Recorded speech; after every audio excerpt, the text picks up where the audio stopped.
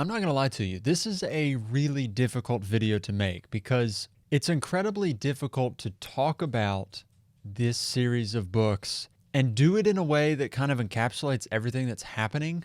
This is a 1,000-page book and it's so impactful and you get so invested in these characters, and it's really difficult to come on here and talk for 10 minutes and touch on everything. So I feel like it's pretty impossible to do that, but I guess I'm going to try anyway.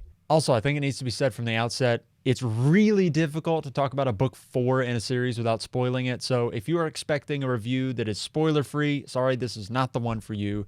I'm going to be spoiling House of Chains in this video, so just viewer beware. Let's talk about House of Chains, book number 4 in Malazan, Book of the Fallen. If you've followed me for any length of time, you will know that Malazan is my favorite series of all time, and I am only 4 books in now.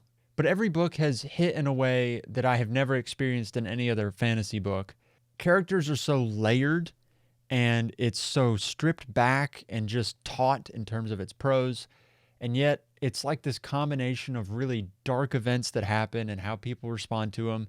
And you get also people that are going up against literal gods, and it's just crazy. House of Chains, honestly, it's got a tough act to follow because Memories of Ice was one of those books where it was just about perfect. So like, I don't even know how you follow that one up and continue a series from book 3 on. Like, there's 7 more books, and Memories of Ice was incredible, and we got to follow that one up now and continue the story. And like, that's tough because you feel like you've already had your mountain peak moment, but like, oh no, there's more to come. Anyways, House of Chains starts and you get this whole like 200-page section with a new character, Karsa Orlong. And a lot of people I have read and doing the forum diving online, people either love this section or hate it because it's so different.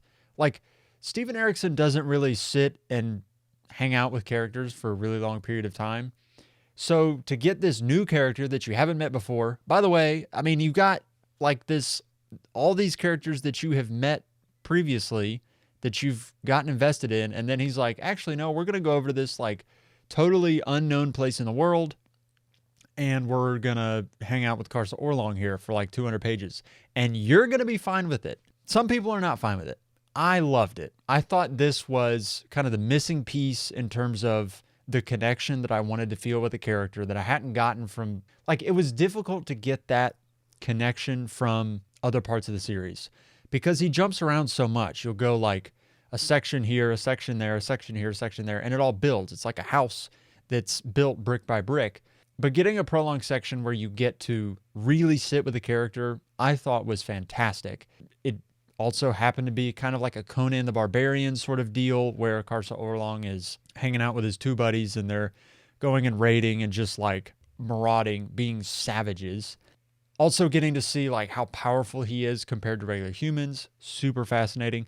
I think the Karsa Orlong experiment is a big check for me. Like, it's so fun to read about Karsa Orlong, and he's so like, I don't know. I think it's because you get some comparisons with him in this book.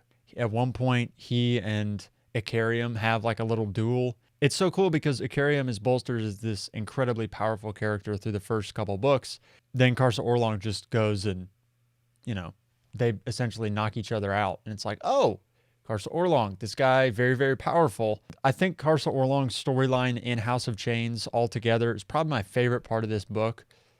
To get a new character like that, that's so cool, it's great. And it's sort of like what I was hoping we would get with Animander Rake. Like, Rake is so cool, but you never really get to experience through his point of view. And I've read that Erikson did that intentionally because he's so powerful, it would almost be boring if you were reading his point of view the whole time.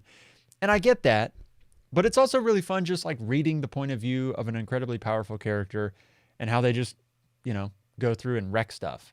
It's great. The other main plot line here in this is a continuation of Deadhouse Gates. This picks up right where Deadhouse Gates left off. You've got the whole, you know, remember the Wiccans, remember Coltane, and Coltane gets brought up so much. I mean, honestly, throughout this whole story. And I think it's cool that you get the callbacks to the history of this series, which that's really what it feels like. It's history in this series. Adjunct Tavor shows up and she gathers the scraps of whatever's left from Coltane's expedition, and she's going after her sister, Shaik. You have this inevitable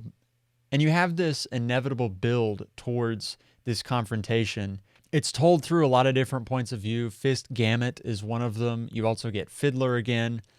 And you kind of get to see this build up towards this engagement when Tavor and her sister are going to go after each other. And there's this like fear and apprehension on everybody's part of like, this is kind of the at the end of all things kind of deal. Everybody's worried that Tavor is getting obsessed with her sister, and is that going to negatively affect the army and the Malazan Empire? And like, if Tavor's army's defeated, what does that mean for the Malazan Empire? Do they all get kicked back into the ocean? What happens with Shaik or Corbelow Dom, or this series of events that is so high stakes and everybody's high strung about it, but it's kind of this nervous creep towards an inevitable end, I feel like. You also get to explore the relationships within Shaik's camp, and it almost feels like Shaik has no control over her own army, which she really doesn't. And like, it takes this character that was so unlikable in Deadhouse Gates, and now that she's Shaik, now that she is come into her inheritance, I guess, she's such a sympathetic character because she's surrounded by all these savage characters and powerful characters. She's clearly at a disadvantage when she is interacting with them, and yet they defer to her, but it's still kind of like the wolves at the gate kind of thing, where you feel like at any moment she could lose control, and then if she loses control and she loses control of the whirlwind, like what happens next? And then in the background of all of these things happening, you're still having this crippled god plot line where he is gaining power, and also the forces arrayed against him are gaining power, and you're starting to realize, like, is letting the crippled god loose like the best thing that you should do, even though it's also like the doom for everybody involved? It's wild. So House of Chains for me is an awesome book because I think we get to explore a bit more what Steven Erikson can do as a writer. You also get some new interesting characters.